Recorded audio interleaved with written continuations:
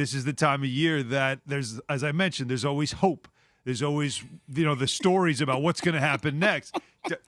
It's too early, Jay. It's too early yet. No. Keep being optimistic. Early. Keep being optimistic. I am trying real hard, okay? But what about optimism in Philadelphia? We've got a couple of players right now that have opted out of their contract. As we talked about, so, Russell Westbrook opts in.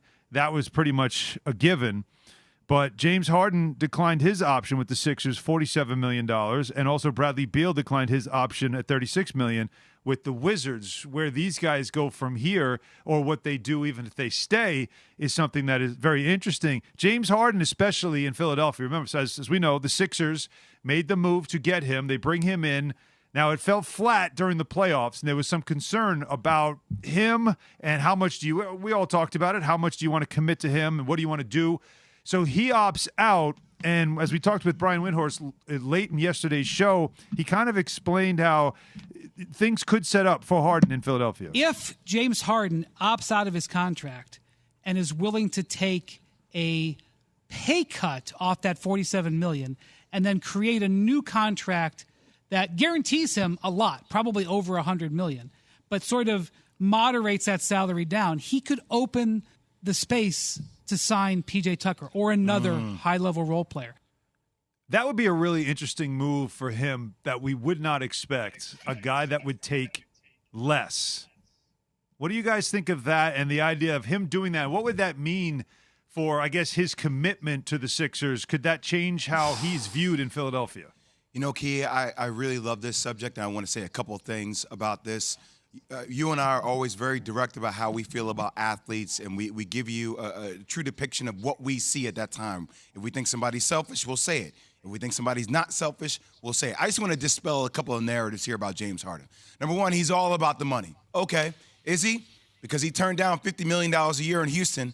He turned down a $200 million deal with the Brooklyn Nets. He just turned down to opt in for more money. Dispelled, okay? Well, it's all about the lifestyle. No, it's about the lifestyle. It's a video, but I get that the last couple years he didn't want to be in Houston. But the Brooklyn situation was interesting, Alan, because, when they decided to bring Kyrie Irving back to the table, they had the third best record in the league. They were number one in the East. And then, granted, they were losing people like flies, but their record started to go the other way. I think the Brooklyn situation was something different than what James expected. I think James expected that this was KD's team. And I think once he got in there, he saw how much power and clout Kyrie had and how maybe KD didn't come to the table, which is why I think he wanted to check out of that situation, because he didn't think everybody was actually being accountable the same way.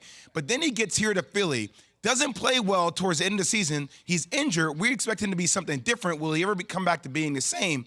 But now we're seeing him turn down money to a degree to get PJ Tucker. He's working out. I truly do believe this is going to be the year that we're going to start talking about James Harden a little bit differently about how he is becoming one of the leaders of this team. And it starts with him turning down the option to opt into his deal. Well, I think in any case, when you're a star athlete and you're looking and striving to be the best and win championships and you have an opportunity to make your team better, you're going to figure out how to make it right from a money standpoint. I never was once worried about whether or not he was going to opt in or opt out. He was getting his money regardless. Now, whether that's a long-term deal or whether it's a short-term deal with a bunch of money in the first couple years of the deal, then he could figure out how to extend it later on.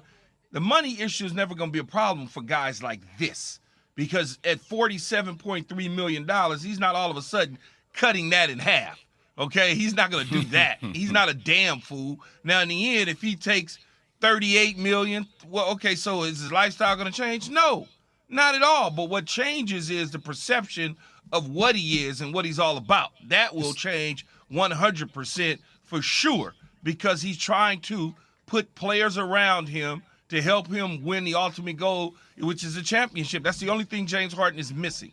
He's made a ton of money on and off the court, and he's only missing a championship. And when you get to this stage in your career, money is not that big of a deal. Now, look, in the end, $38 million is still a whole hell of a lot of money. No question about it. But you're not scratching and clawing for every single penny, so to speak. It is also going to be not just James Harden pursuing a championship, but so Joel Embiid. And in the past, he has had teammates who have let him down. I mean, Ben Simmons obviously being that one from the playoffs 2 years ago. So, now he looks at James Harden like, are you going to be a guy that we get it done with? And making a move like this that allows them to bring in more talent and make them maybe more of a championship caliber roster, that goes a long way in maybe saving Joel Embiid from becoming another Patrick Ewing. Thanks for watching ESPN on YouTube. For live streaming sports and premium content, subscribe to ESPN Plus right now.